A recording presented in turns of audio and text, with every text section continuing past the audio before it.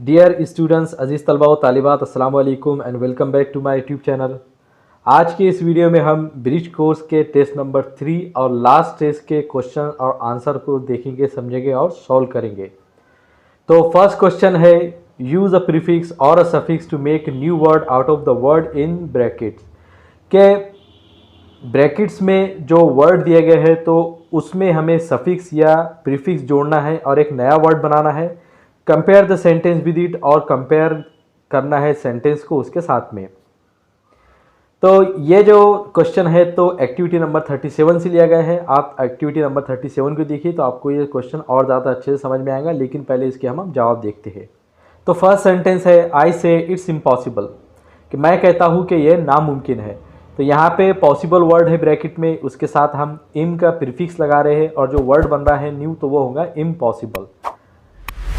Second है, I like this town, the people are very helpful. तो यहाँ पे हेल्प वर्ड के साथ में हम फुल का सफिक्स लगा रहे हैं और जो वर्ड बन रहा है न्यू तो वो है हेल्पफुल, माने मददगार, कि मैं इस टाउन को, इस गांव को बहुत पसंद करता हूँ, यहाँ के जो लोग हैं तो बहुत ही मदद करने वाले हैं। थर्ड है, today's football match was very enjoyable, कि आज का जो फुटबॉल मैच था तो वो बहुत ही इंजॉयबल था, मज़ेदार था, मज़े करने लायक था। तो इंजॉय वर्ड के साथ में हम एबल का सफिक्स लगा रहे हैं और जो कंप्लीट वर्ड बन रहा है वो है इंजॉयबल। फोर्थ है, don't play with sharp knife, के तेज़ और धारदार चाकू से मत खेलो।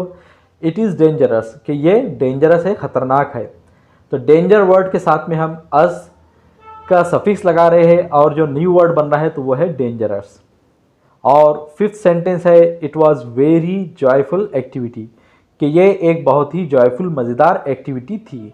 तो जॉय वर्ड के साथ में हम फुल का सफिक्स लगा रहे हैं और जो न्यू वर्ड बन रहा है तो वो है जॉयफुल। क्वेश्चन सेकंड है, आंसर द फॉलोइंग क्वेश्चन, के नीचे आए हुए क्वेश्चंस के आंसर लिखिए। ये जो क्वेश्चन है तो एक्टिविटी नंबर 35 से लिया गया है। आप 35 एक्टिविटी को देख सकते हैं इसके जवाब के लिए। यहाँ पे हम इसके जवाब देखते हैं। फर्स्ट क्वेश्चन है, which things are required in a first aid box, के फर्स्ट एड बॉक्स में कौन कौन सी चीज़ों की ज़रूरत होती है। तो आंसर इसका, a roll of cotton wool, के कॉटन के वूल का, कॉटन के ऊन का एक रोल। आपने डॉक्टरों के पास में देखा होंगे कि जो कॉटन होता है उनके पास कपास होता है तो वो रोल की शक्ल में होता है। एंटीसेप्टिक क्रीम, एक एंटीसेप्टिक क्रीम। एंटीसेप्टिक क्रीम एक क्रीम होता है जिसको कि हम ज़ख्मों पे लगाते हैं ताकि वो ज़ख्म ख़राब ना हो जाए और ज़ख्म को ये भरने में भी मदद करता है। बैंडेड, क्रेप बैंड। क्रेप बैंड क्या होता है तो ये इसकी पिक्चर आपके स्क्रीन पर आ जाएंगे, आप उसको देखकर समझ सकते हैं। पैरासीटामोल टैबलेट्स, तो पैरासीटामोल की गोलियाँ, ये आपके बुखार और दर्द में मददगार होती है। अ पेयर ऑफ सीजर, कैंची। पेन रिलीफ क्रीम, दर्दनाशक क्रीम, दर्द ख़त्म करने वाला cream. Are required in a first aid box, एक फर्स्ट एड बॉक्स में रिक्वायर होता है, ज़रूरी होता है। सेकंड क्वेश्चन है, how would you treat the following, के नीचे आए हुए लोगों को आप कैसे ट्रीट करेंगे, कैसे इनका इलाज करेंगे। तो फर्स्ट है, अ पर्सन हु फील्स फेंट, कि वो आदमी जिसको कि चक्कर सा महसूस हो रहा हो, जो ऐसा लग रहा है जिसको कि वो बेहोश होने वाला है। तो आंसर इसका, first give him a support so he wouldn't fall, के उसको सपोर्ट देना है हमको ताकि वो गिर ना जाए, क्योंकि अगर उसको चक्कर आ रहा है तो हमको उसको फ़ौरन ही संभालना है। And give him some water, और उसको थोड़ा सा पानी दीजिए।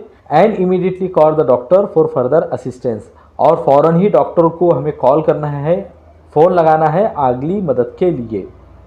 सेकंड है, a person met with an accident, कि वो आदमी जिसका के अभी एक्सीडेंट हो गया है तो उसको हम कैसे इलाज करेंगे। तो आंसर है इसका, first take him to a secure place, कि उसको पहले एक सिक्योर जगह पे ले जाएंगे क्योंकि एक्सीडेंट की जगह जो होती है तो ख़तरनाक होती है। And check for the wounds and injuries, और उसको ज़ख्मों को चेक करेंगे कि इसको कोई ज़ख्म तो नहीं लगी है। एंड इफ़ पॉसिबल, और अगर पॉसिबल होगा, give him the first aid, तो उसको फर्स्ट एड देंगे। And if he has any open injuries, अगर उसकी कोई ओपन इंजरीज है, खुले हुए ज़ख्म है उसको लगे हुए, try to cover it and stop the bleeding, तो उसको हम कोशिश करेंगे कि उसको कवर कर ले, यानी जो ओपन जो इंजरीज है तो उसको कवर कर ले, ढांक ले और खून को रोक दे। एंड इफ़ नेसेसरी, और अगर ज़रूरत हो, कॉल एन एम्बुलेंस, तो हमको एम्बुलेंस को फ़ोन लगाना है और डॉक्टर इमीडिएटली, या किसी डॉक्टर को फ़ौरन ही।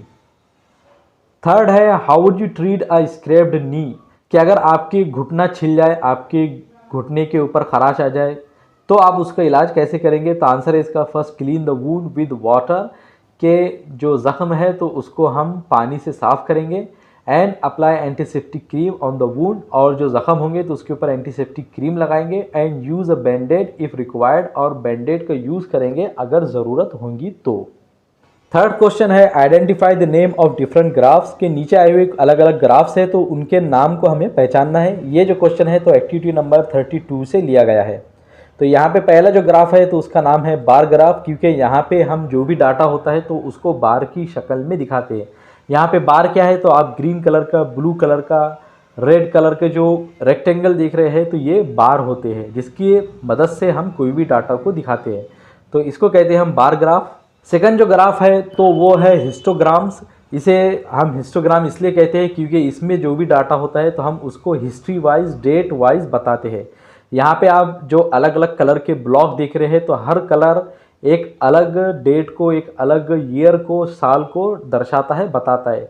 जो ग्रीन कलर है तो वो 2016 को, जो येलो कलर है तो 2015 को, जो रेड कलर है तो 2014 को, और जो ब्लू कलर है तो 2013 को। तो यहाँ पे हम देख रहे हैं कि हिस्ट्री वाइज डाटा बताया जा रहा है इस ग्राफ की मदद से, तो इसलिए हम इसको हिस्टोग्राम कहते हैं। अभी जो चार्ट आपकी स्क्रीन पर है तो इसको हम पाई चार्ट कहते हैं, क्योंकि ये चार्ट देखने में पाई नाम की डिश की तरह दिखता है और इसके अंदर जो डाटा अलग अलग ब्लॉक में दिखाया जा रहा है तो वो पाई के स्लाइस की तरह दिखता है, तो इसीलिए इसको हम पाई चार्ट कहते हैं। आखिरी जो चार्ट है तो वो है लाइन ग्राफ, क्योंकि यहाँ पे हम डाटा लाइन की शक्ल में दिखा रहे हैं। तो यहाँ पे लाइन जो है तो अलग अलग डाटा को दर्शाती है, दिखाती है, तो इसीलिए हम इसको लाइन ग्राफ कहते हैं। नीचे यहाँ पे आप देख रहे हैं कि आंसर लिखने के लिए कुछ लाइन दी गई है जिसमें आप पूरे ग्राफ्स के नाम लिखेंगे। तो पहले में लिखेंगे आप बार ग्राफ, दूसरे में लिखेंगे आप हिस्टोग्राम, तीसरे में लिखेंगे आप पाई चार्ट, और चौथे में लिखेंगे लाइन ग्राफ। फोर्थ क्वेश्चन है right any 4 important parts of a computer, कि किसी भी कंप्यूटर के 4 सबसे इंपॉर्टेंट पार्ट के नाम लिखिए। तो ये जो क्वेश्चन है तो एक्टिविटी नंबर 31 से 31 से ली गई है, और यहाँ पे हम कंप्यूटर के 4 सबसे इंपॉर्टेंट पार्ट के नाम लिखेंगे। फर्स्ट है सीपीयू। सीपीयू एक तरह से कंप्यूटर का ब्रेन होता है, जिसके अंदर कंप्यूटर की जितनी भी सबसे ज़्यादा इंपॉर्टेंट जो पार्ट होते हैं तो वो होते हैं। मॉनिटर, मॉनिटर ही हमको बताता है कि कंप्यूटर में क्या हो रहा है, कंप्यूटर में क्या चल रहा है। कीबोर्ड, कीबोर्ड के मदद से हम कंप्यूटर में जो चाहे लिख सकते हैं, तो इसीलिए कीबोर्ड भी बहुत ही इम्पॉर्टेंट पार्ट होता है। और चौथा सबसे इम्पॉर्टेंट पार्ट होता है माउस, जिसकी मदद से हम कंप्यूटर पे जहाँ चाहें वहाँ पर क्लिक कर सकते हैं, और इसी की मदद से हम बहुत सारी चीज़ों को सिलेक्ट कर सकते हैं, और माउस के और भी बहुत ज़्यादा फंक्शंस हैं। तो ये कंप्यूटर के सबसे इम्पॉर्टेंट 4 पार्ट है। तो मुझे उम्मीद है कि आपने इस वीडियो के ज़रिए आज के टेस्ट को बहुत अच्छे से समझा होगा, इसके आंसर भी लिखे होंगे। हमारे चैनल पर इसी तरह की ब्रिज कोर्स के कंप्लीट वीडियोस अवेलेबल है, आप उसको चेक कर सकते हैं। और अगर आपको ये वीडियो अच्छी लगी तो इसे लाइक ज़रूर कीजिए, अपने फ्रेंड के साथ में शेयर कीजिए, और इसी तरह की इन्फॉर्मेटिव और एजुकेशनल वीडियोस को जानने के लिए, पाने के लिए हमारे चैनल को ज़रूर सब्सक्राइब कीजिए। मिलेंगे आपसे अगली वीडियो में। I will see you in my next video. अस्सलाम वालेकुम।